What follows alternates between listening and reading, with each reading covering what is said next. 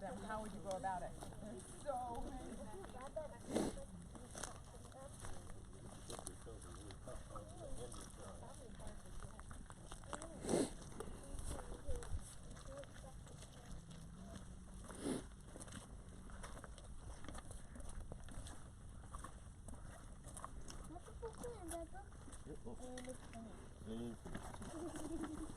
That one didn't open when I picked it up. There's nothing inside, hold it closed. Oh, so that one's probably alive. And if you guys have questions along the way, feel free to try them out.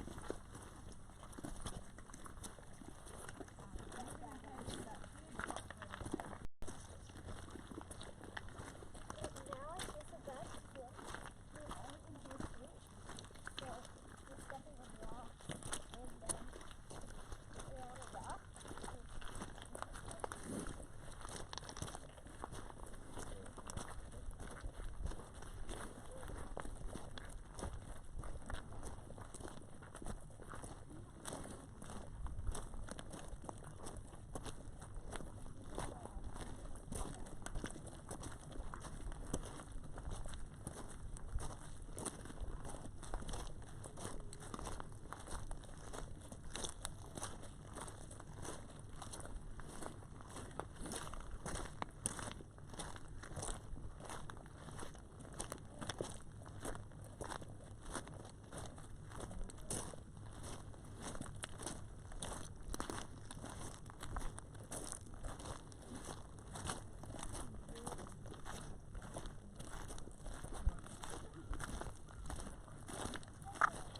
Alright, so we're going to stop at this rock and take a look at all the creatures that are living on it.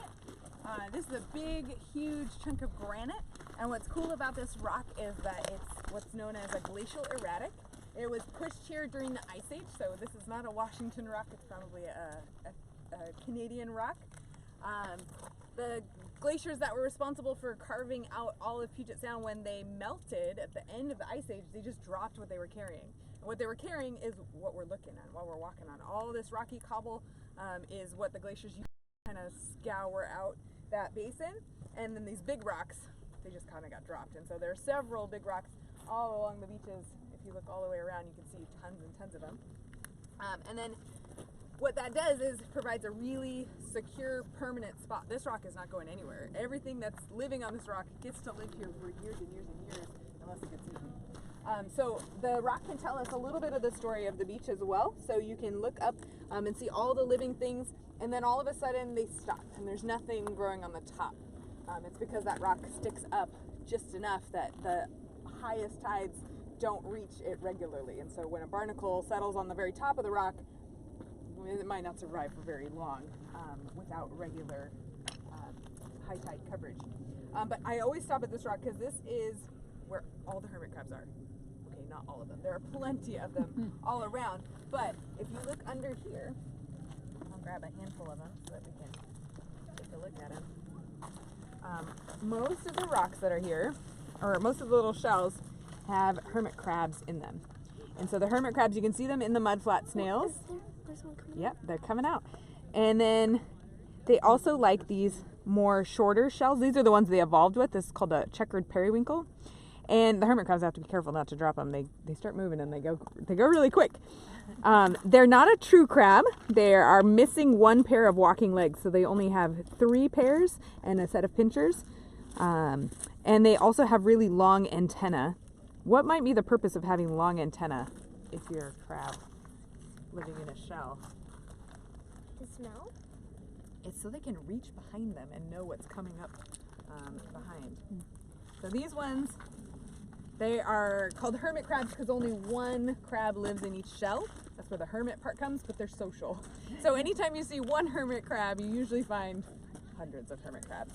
And if you look in here, there are probably other animals that are found in this kind of tough, high intertidal zone. So we're seeing things like limpets.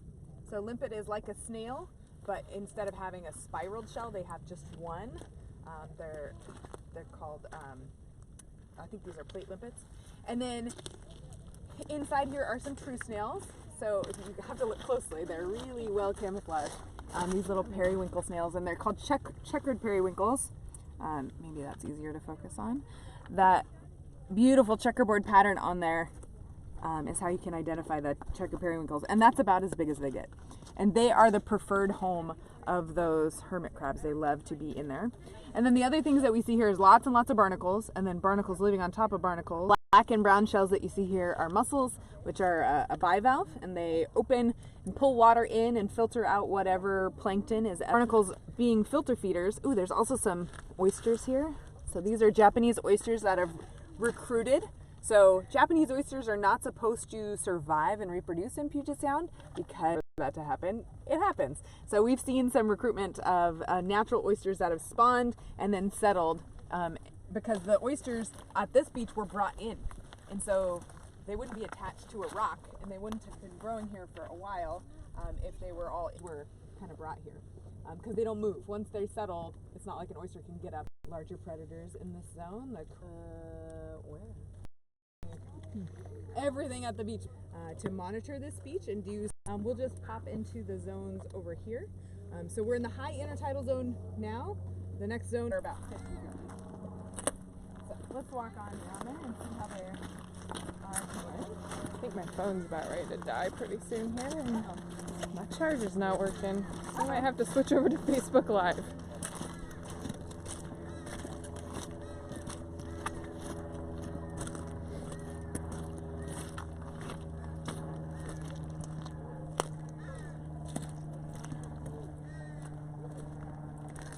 Yeah, Curly, I don't know if you can see the eagle on the top of the tree there.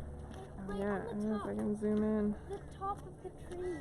This time of year, you can usually find eagles by listening for the crows to be upset. Crows are having their babies fledge right now, and the babies are not great at avoiding eagles.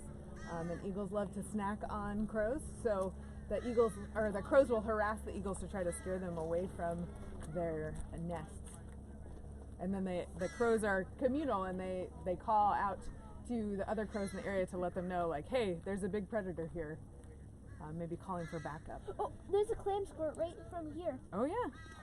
Yeah, we'll talk more about some clams when we get into this zone. But let me check in with Cena really I quick. just touched one of its little. Uh-uh. Look, crab. So many crabs. Ooh, I think crab.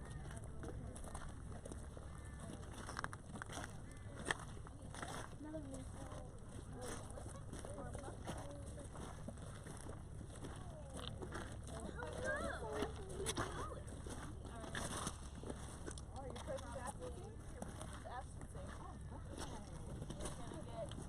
I found one fish. Okay. Okay. So we'll just kind of hang out here and holler at me. Yeah. Sounds good. I'd say, Tina, even if you guys could like finish out while we're getting ready, Yeah. we'll just quad the rest of it. All right. Welcome, beach Cool. walkers, to beach monitoring. So they're in the middle of a presence-absence study where Stina calls out a species or a type of animal, and then all the volunteers look along and try to see if they see it. And if they do, they call out and say, oh yeah, I saw one of those, I saw one of those. And this helps give us some biodiversity data. So we're looking at what's here on the beach and how does it change from season to season and year to year. And this is really important information for us to have, because if we were to have a sudden change in our environment, this is how we establish that baseline, and it helps us to notice trends over time. So like that oyster recruitment is something that we were able to document through our community science programs. So we're going to walk this direction to let them finish up their study, and we'll come back and do a fish seine in a few minutes. So let's head this way. The going gets a little tougher as we walk, so we'll go maybe a little slower. Big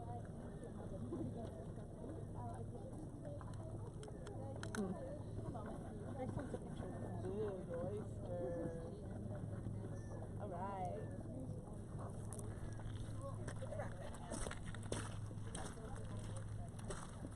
And we might die on the live stream pretty soon here. Our charge is not holding super strong. So if it dies, I apologize. You Be careful, Carly, our camera woman. Watch where you're putting your feet, not just watching the camera. Ooh. So we're in the middle intertidal zone here, right in the thick of all the green stuff. And we have kind of two, oh yeah, gross. That's a dead one. I bet it stinks. We have two main types of algae that are found here. This one right here is called Ulva intestinalis. And it's named because it looks like a bunch of intestines. It's got these beautiful little hollow tubes, and what they'll do is they'll trap air during the low tide, and then when the high tide comes back up, the air floats and keeps the species kind of suspended. And this looks like a big lawn out here on a high tide. During low tide, everything kind of sucks down to the ground and forms these big mats of green, which is great for the animals that live here. This is like perfect sunshade. It's moist. It keeps them protected, but it means walking on it is a little tricky because you don't want to step on anything. So we're gonna kind of go up and around, and I'll see if I can show you the sand dollar beds that are right here, and then we'll pop down to the boulders, and then probably we'll be ready for our fish sink.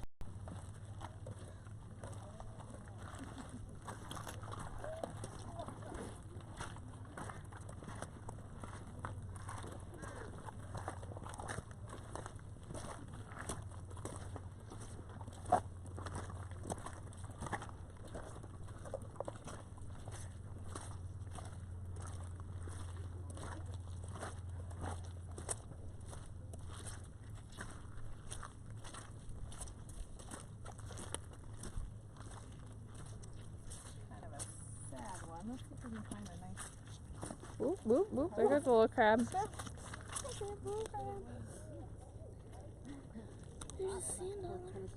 Wait, I think. Oh, that's a clam. Look, it's clam shell. Oh, yeah. Alright, so we are right near a sand dollar bed here. And the live sand dollars are always black or dark purple. Dead sand dollars, Addie, see if you can find a dead sand dollar somewhere. One of the whiter ones are white, and they lack these spines all over their body. The other way that you can always tell a live sand dollar is they never show their mouth, which is right in the center. Full one though. Oh yeah, that's a good one. Oh, sorry. So this dead sand dollar here, you can see the opening where their mouth is. You can also see the tiny opening, that's their butt. And they're really common. Once you find one, you start to see lots of them. Once the habitat is suitable for them, they just kind of take over. And so sand dollars, they like sand, is their main home. But they also don't care to have that ulva lettuce covering them all that much. So this spot is a better spot for them than down in here because they get kind of smothered by that algae. They are kind of sophisticated in that they don't have a brain, but yet they still coordinate their bowel movements so that everybody poops all at the same time, which is pretty great. If you're wanting to eat and your neighbor wants to poop, you can kind of coordinate that. What they do is they'll all poop on the outgoing tide. So as the tide's leaving and going out, everybody goes to the bathroom, and then as the tide comes in, that's the okay time to eat, which is fairly sophisticated for an animal with no brain. How do they know what time to eat? Great question. And poop. I think it has to do with the tides, how they move. Now, wait a second. Oh, oh. I see. Feeling threatened by me, so he pulled his whole body in. And just like those mudflat snails, he's got an operculum that closes when it's open. It sits here against the shell, and it's going to grow with him. So this is maybe a 2-year-old little moon snail. You can see the growth that's happened since this spring. So this line right here is probably where he kind of stopped growing in the winter, and then this is all new growth this year. There's another crack. There's Right another there. guy. And right by the Oh, rock. I think that's my footstep. But could be. So these moon snails, we'll find hopefully a nice big moon snail that we can talk about. They burrow down through the sand with their really thick muscular foot. And I'll try to find one so you guys can all feel one, because it feels like moving raw chicken. Are you checking this one? Yeah, you can dig down and see. But my guess is that's not quite a moon snail. So what I look for is cracked sand that has no discernible cause. So like if it's a foot that causes cracked sand, there won't be a moon snail there. But if we're just walking along and we see maybe a mound of cracking, that's generally because there's something moving under the sand, and the only thing that really moves under the sand, here we go. So there's a moon snail here. Maybe look for You see that cracked sand that I'm talking about? So underneath here, something's moving to cause that sand to crack. So if we dig down, there he is. So and I always go underneath his foot to try to lift him up. This one's a little bit bigger. Ooh, that's big. But he also is feeling threatened, so he's going to close up. So to do that, they have to squeeze all the water that shell. And at this size, they are, one of their main predators would be like a seagull to grab onto. So getting in there can be their salvation. If the seagull see lots of cracked shells of moon snails. But there you go. We're hoping to find a big My one. moon snail detecting device works. So if you guys find another one, feel free to excavate it down and see the crowd of the snail. We don't have to lift all of them out, but it's cool to see how good you are at detecting what's happening beneath the surface. All right, let's come over here to this rock here that's been flipped, and we can see if there's any interesting creatures.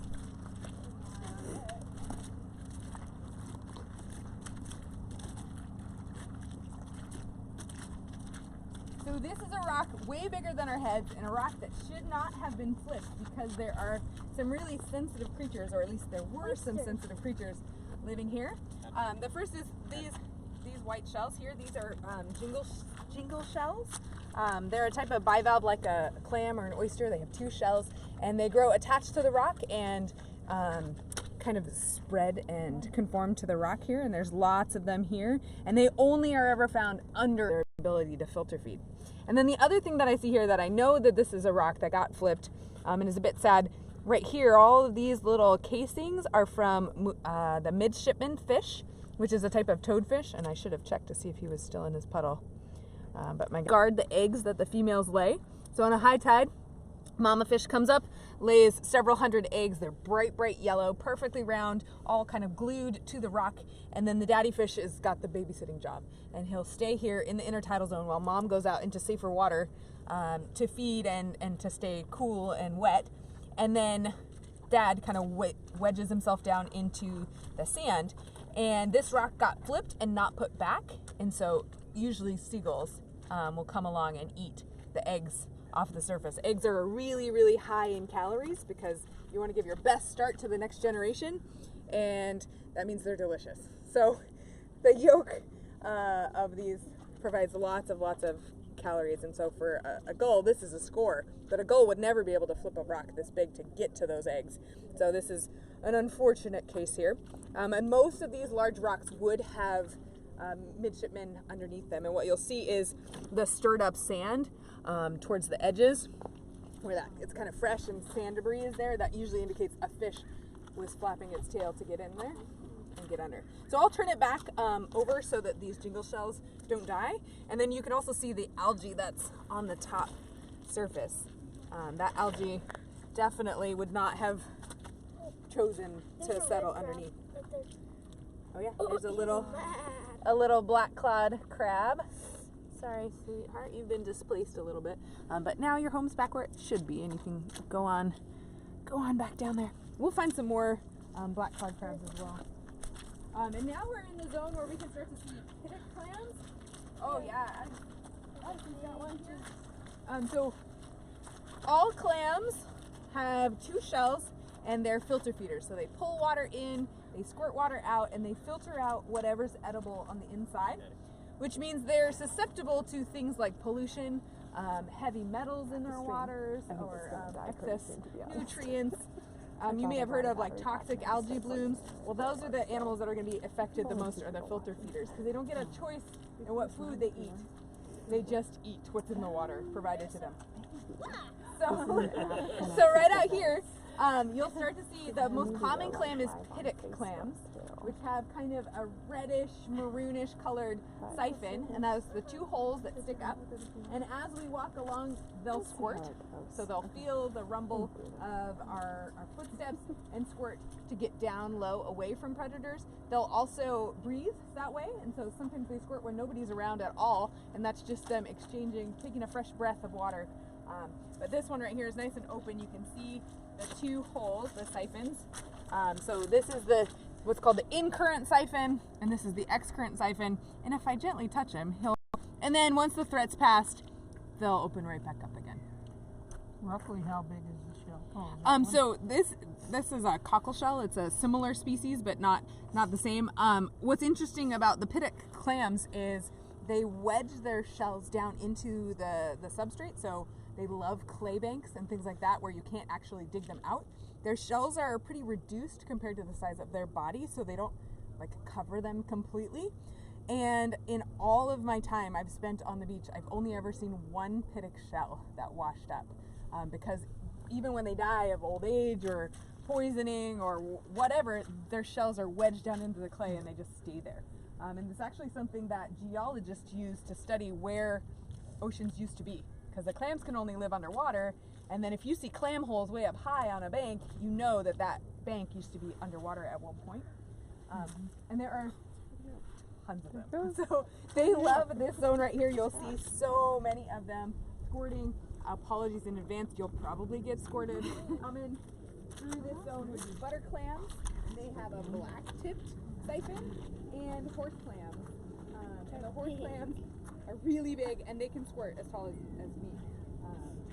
Which is pretty impressive.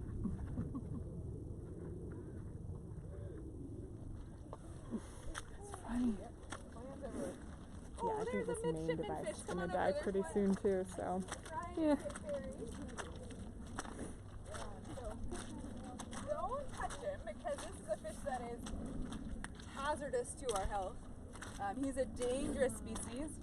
Here, Addie, come around this side so Carly can get a view of the fish. So he's trying to wedge down in and get covered up in the mud. Carly, if you come around this side, you can probably see his teeth. What is one of the cool features of this fish is they have these beautiful teeth that stick out. They eat crabs and shrimp and other small fish that are found in the intertidal zone, and they eat when the tide is high. A great adaptation of these poisonous, or I guess venomous, spines on their back. So if I gently kind of harass him, the spines are either side of the gill, so you can kind of see that one right there. Yeah, he's really like, watch out, there he is. He's like a bull with his horns out. He's really saying, do not eat me, you don't want to mess with me. And then you can slightly see these little dots along the side of his body. There's some running the length of his tail. I'm going to roll him over as carefully as I can to show you the underside. And my trick is to use a piece of algae as a little bit of cushion against those spines there. So if I gently turn him, just kidding. He's not really into that. Oh, there's another one. Which is fine. There's another one. Yeah, so my Right guess would be there. a male-female pair underneath this rock. It's a big enough rock that it could host actually a couple, there's one right under there. a couple of pairs as well. But I want to show you what gives them their name. It's right there. Oh You see yeah, I do see. There's another. They're called midshipmen because their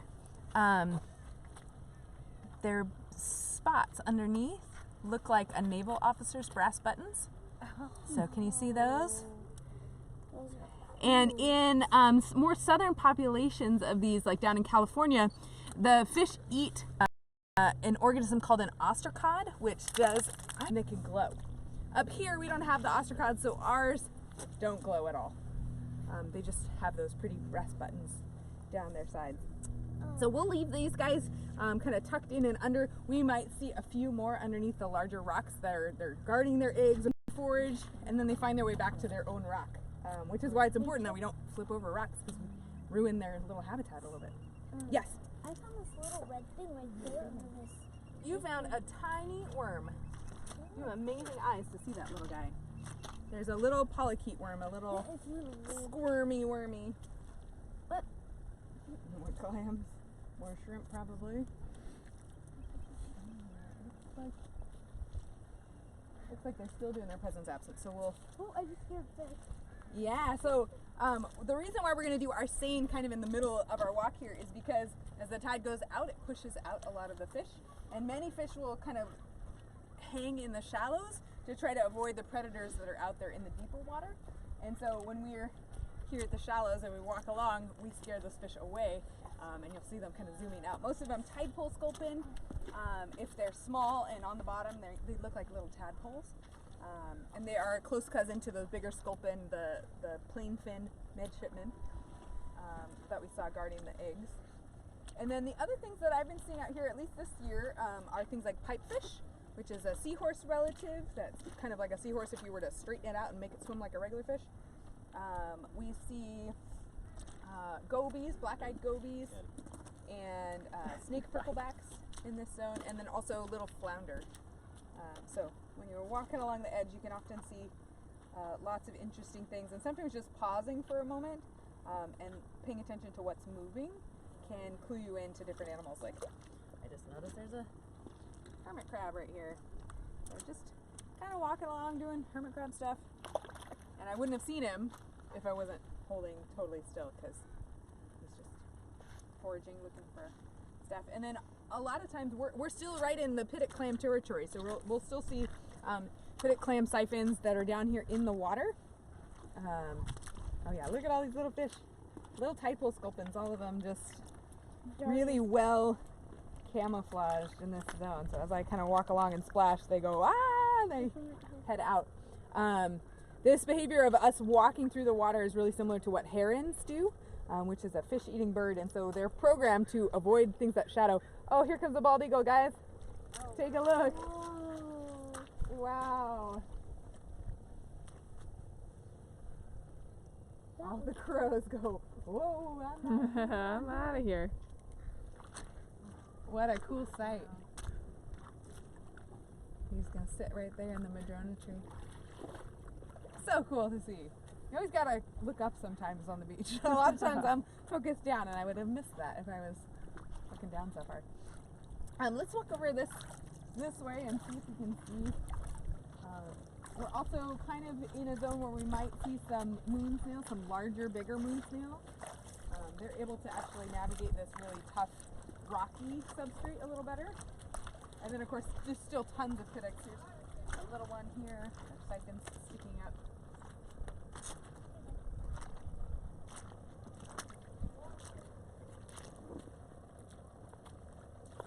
Here's the other form of sea lettuce. I mentioned that there were two types. There's the gutweed, the Ulva intestinalis, and then there's this,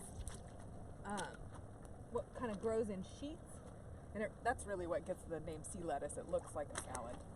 I found a moon snail sign. Oh, Addison's got evidence of moon snails in the area.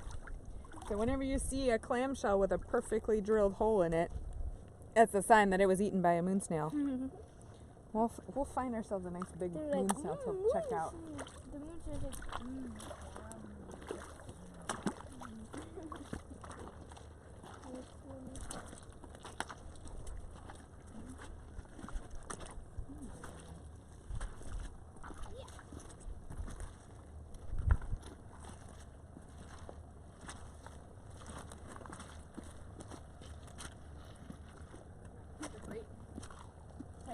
It's different than the green algae called Gracelaria, or red spaghetti, it's called. Even though it's not particularly red, it's a type of red algae. They're really springy and elastic, and it's just a kind of a fun one. Its common name is witch's hair algae. So it should be like sea witch, I think. Oh yeah, good find. small. Yeah, but check it out. You can see they didn't quite grab enough sand.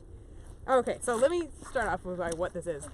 This is a moon snail egg collar. It's the #1 question I get asked at Harbor Wild Watch is, what are those sandy gasket toilet plunger things on the beach? What are those ceramic things? Because it totally doesn't look like something made by an animal. It's usually very perfectly round and smooth.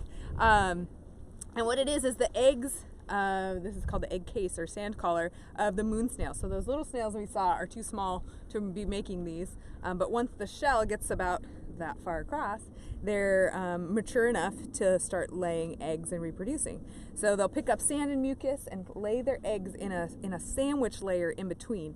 And this one is really interesting because it's missing the sand coating here and here, and so you can look through and see the actual eggs, which are like a little whitish little dots inside a clear jelly. So let me show you so you can actually see the eggs. I've never seen this before in all my years of beachcombing.